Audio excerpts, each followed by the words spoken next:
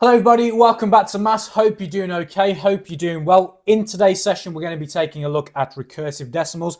Now, before we get started, if you can be so kind and spare yourself 1 second, hit that like button and also hit that subscribe button. That would really help me out. So let's take a dive in then. So let's go for 2/9 to start with. Okay, so we're going to set up a bus stop. So let's set the bus stop up like this. And I'm going to put the 9. So what I'm dividing by goes on the outside of the bus stop. And then the 2 we can see goes inside. Now what I like to do is just set up some zeros. I don't know how many I'm going to need to use, but I'm just going to put maybe 2 or 3 there just in case I need to use them. And what I like to do as well is line up that decimal point there. So how many 9s go into 2? Well, none go into 2. And this 2 just gets carried over. Now how many 9s go into 20? Well, 2 times by 9 gives me 18, so that's 2 of them. And 18, to get to the 20, there's 2 remainder, so 2 goes there again. So look at this, we've got 20, then we've got 20 again. So this is why this just continues. And we can see that the 0.222 just recurs and it just goes on infinitely. So because we know it goes on infinitely, we can say this is 0.2 and we can put the recursive dot along the top there. Okay, let's try another fraction into a decimal then. Let's now try 3/7. Bit more of a nasty one this time. So set up the bus stop again. Let's put the 7 there and let's put the 3 there. Set up a decimal point. I don't know how far this is going to go. So like I said, maybe just put 2 or 3 there just to get us set up. And let's line up the point. And away we go. How many 7s go into 3? Nothing. Carry the 3. How many 7s go into 30? Well, 28 will be 4 of them, won't it? Is that right? It is, yes. And then there's 2 remaining. Let's put the 2 there. How many 7s go into 20? Well, 21 will be 3. That's a bit too much, isn't it? So let's say there's 2. So 2 7s are 14. There's 6 remaining. Now 7s into 60. Well, 7 times by 8 gives me 56, which gives me 4 remaining. Now you can see I might need some more zeros. So I'm just going to plonk a few more in there, see what happens. Now we've got 7s into 40. Well, 7s into 35 would be 5 times, remainder 5. 7s into 50, this is going to go on forever, isn't it? So 7s into 50, 49. That makes 7 of them. So let's put the 7 there, carry the 1. God, it's going to keep going, isn't it? 7s into 10 gives us once, remainder 3. And now what we could do is we just could keep going. But notice that this 30 lines up with this 3. So that means the next one's going to be 4, and then it will just continue to be like this, won't it? So it'll be 4, 2, 8, 4, 7, 1, 4, 2, 8, etc. And it will just keep going. So we don't need this one, and I put the recursive dot here and here to show everything within that is the thing that recurs. Okay, that one's with a bit of a mouthful. Let's now try maybe not necessarily a simpler one, but dividing by 11 I think is a little bit more challenging, isn't it? So let's start this off then. Let's put divide by 11 on the outside. We've got 4.0. Let's put some more zeros because we know what happened last time. Okay, and let's put the point there. Let's line things up and away we go. How many 11s go into 4? Well, none of those go into 4. Let's carry the 4 over. How many 11s go into 40? Well, if you wanted to, I know with 11 times table, some people find it easy just to jot down their 11 times table. That might make life easier. Let's just really quickly do that. So there we go. Let's go up to 99. Let's see if that's okay. Now 11's into 40. Well, we can use 33. So that's going to be 3, isn't it? So 33 means 7 remainder. Now how many 11's go into 70? Well, we can see 66 works. 66 is with 4 remaining. Now, here we go. So I've got 4 again, which is going to make this 3. This will give me 7, which will make this 6. And that's just going to keep repeating, won't it?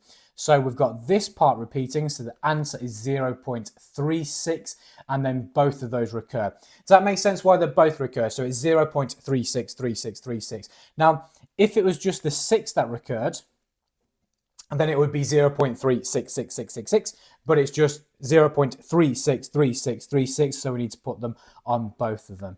Okay, let's now take a look at the reverse. Okay, so let's say we've got something like, just want to figure out where I want to put this. I'm going to put it here, I think. So 0.8 recurring. Okay, that's the one we're going to take a look at. We're going to convert this into a fraction. So if this is the first time you've seen this, this might seem alien to you at the moment. Just bear with it. You can watch the video a couple of times, but this one's okay. I promise you'll understand this. So 0.8 recurring. Now, recurring means it just goes on forever. So what I'm going to do is I'm going to take the dot off, and I'm just going to put a couple of them, maybe 2 or 3, and I'm just going to put dot, dot, dot. Okay? And then I'm going to label this as x equal. Don't worry, it's not algebraic heavy. It's not algebra heavy. It's fine. So x equals this. Now, look what happens if I multiply by 10. So watch what happens. Now, the x becomes 10x. Okay? So the x times it by 10, I've just put a 10x. Now, some teachers prefer to write it underneath. I like to write it on top, and you'll see why in a moment. Now, I'm going to times this by 10.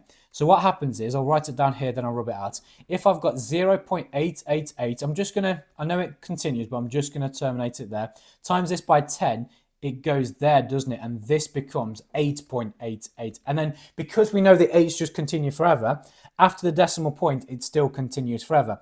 So that means we can say this is 8.888, etc. And that just goes on forever. Does that make sense? And hopefully what I've just explained there is okay.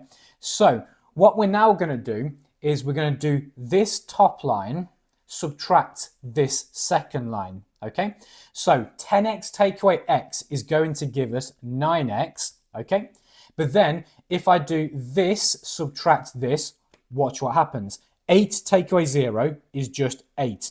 But now I've got all these decimal places, which are all of them at 8. And the same is true for this one.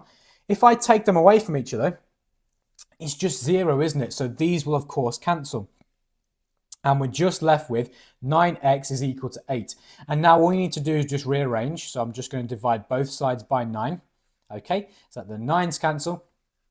And I'm just left with x is equal to 8 over 9. Does that make sense? Hopefully that I've explained that well enough. Let's go to another example then. So let's go to 0.1 recurring. So again, think about what 0.1 recurring might mean. So it means that the 1 goes on forever. So let's just put a few 1s in. You can put as many as you want. I like to put maybe 2 or 3. Okay, I'm going to label this as x equals. Now, the reason to why I'm multiplying this by 10 is because it's just the one digit that recurs. Okay, so it's just one of them. If it said something else, which we'll show you a bit later on, then I might times it by something different. But for now, because it's just the one digit, I'm going to multiply it by 10. So, again, watch what happens. On the top, x times by 10, we know is 10x. Okay? And then when I multiply this by 10, it's just going to be 1 point and then 1, 1, 1, and then it just recurs forever again, doesn't it?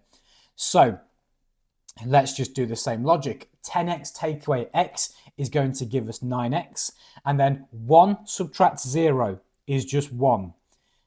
All these recursive decimals, all these infinite ones after the decimal point are on both of them, so they just cancel each other out, so they're no longer there. And now I've just got 9x is equal to 1. Let's divide both sides by 9 so that the 9's cancel, and we're just left with the x on the left-hand side. This is x is equal to 1/9. So what we say is that 0.1 recurring is equal to 1/9. Some of these you might be able to just spot the pattern and just do them straight away. If it's an exam question and you have to show maybe 2 marks for that, maybe just say 0.1 recurring equals 1 over 9, gives you 1 mark, but the examiner typically wants you to express that to show all you're working out. Okay, let's test another one then. So I'm going to show two questions which are really similar. So just bear with these ones. So the first one is, in fact, let's do this one here. So I want to put that here. So 0.47, but notice I'm going to put the recursive dots on both numbers. In my next example, I'm going to take it off the 4 and it's just going to become on the 7. Okay, so in this example, we can see, I'm just going to label this as x as well. So x is equal to 0.47.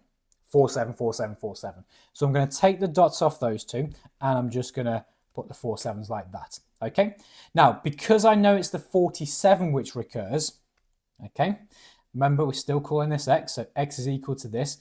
In this example, I want to get it so the thing that's recurring is outside the decimal. So watch what I mean. I'm going to times this by 100, okay, so this now becomes 100x, okay? But this, let's do it in a different color so I can demonstrate. If I move this by 2 decimals, which makes it times by 100, can you see now this would be 47.474747. And after decimal place, it's exactly the same thing, isn't it? So let's write that up here then. So we know it's going to be 47 point and then 4747, and we know the 47s are just going to be the thing that recurs. So let's do exactly the same as we did before. Let's take the left-hand side away from each other. So 100x, take away x. That's now going to give us 99x. Okay, let's check out this side. We've got 47 minus 0. That's still 47. But we know that all these recursive decimal places, they just cancel each other out. So I'm going to cross those off, and I don't need to write anything else. That's all we do. So then at this stage, do the same rearranging. Notice at this stage, the rearranging is the same for every single question. Whatever's in front of the x, you just divide both sides through by that number. So let's divide by 99, divide by 99. These 99s cancel. I'm not going to go through why that is, but x is equal to 47 over 99, which means the final answer of 0.47 recurring, where both they recur, that's going to be 47 over 99. Okay, hopefully that made sense. I'm going to do one more example. So you know how we've just done 0.474747? Instead of putting the dots on both, I'm going to take it off the 4 and only have it on the 7, which means it's going to be 0.4777. And then it's the 7s which is going to recur. Okay, let's again label that as x. Now, I need to do something a bit less obvious on this one, I guess we could say.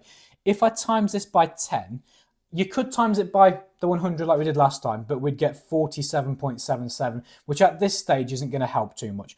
But if we do times this by 10, watch what happens. I get 10x, and 10x is going to give me 4.777, etc. So this is what we're trying to get, is after the decimal points, I'm trying to get the same grouping of recursive decimal places. Okay? So that's what I've done there. But then also, let me times this one by 10 again, or you could just times the original by 100. And this is now going to get me 100x is equal to 47.777, etc. So the reason to why we're no longer going to use this original is because we haven't got the same thing which is grouped together after the decimal place. Because remember how before, after the decimal, it said 474747. But this time it says 47777, which isn't helpful. So in the examples that we've got here, we've got the 10x and we've got the 100x. And after the decimal place, it's just 7s. So that's how we can cancel them. Okay, so I'm just going to now do 100x take away 10x. In fact, I'm going to scribble this one out just so we don't get confused with that one. So this is now going to give us 90x. So then we've got 47 take away the 4, which gives us 43. And then that and that just completely cancel each other out. So now we're just left with this. Remember what's in front of the x. We just divide through by both sides. The 90s have, of course, cancelled. And we're just left with x is equal to 43 over 90. So we can say 0.47, where the 7 is the recursive part, is 43 over 90. Thank you for watching the video. Hopefully you got some value from it. Just to remind you, if you haven't clicked subscribe, make sure you do that now. And also make sure you hit that like button. If you would like to have a free tuition maths lesson with myself, you can go to my website, which you can see at the bottom here. It's mrsmythemaths.co.uk. You can go and click there. There's also a pop-up there somewhere that gives you 2 free lessons. So have a mooch around the website to try and find that. And yeah, I shall see you guys in the next one.